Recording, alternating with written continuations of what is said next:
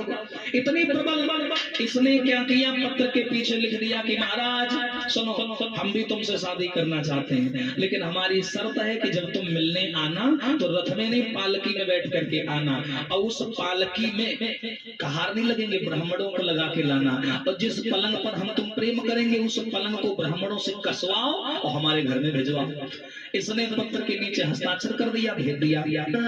हाय जैसे ही पत्र मिला राजा नहुष को बड़ा प्रसन्न हो गया, बड़ा मगन हो गया कि हाँ हमारी बात मान गई। उसे लगा कि डर गई, लेकिन के शब्दों की गहराई को समझ नहीं पाया।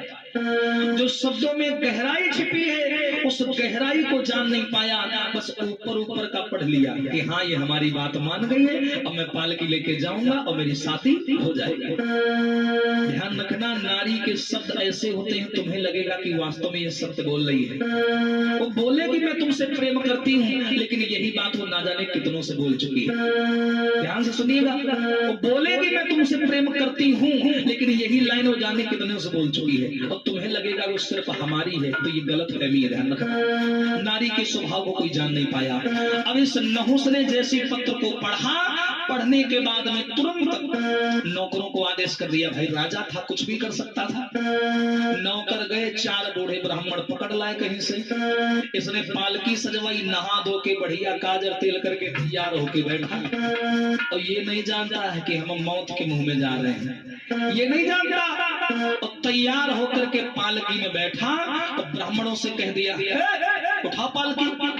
बेचारे ब्राह्मण थे डर के मारे कि राजा है भाई, नहीं तो मरवा देगा अगर नहीं मानेंगे। ब्राह्मणों ने पालकी उठाई और लेके जाने लगे।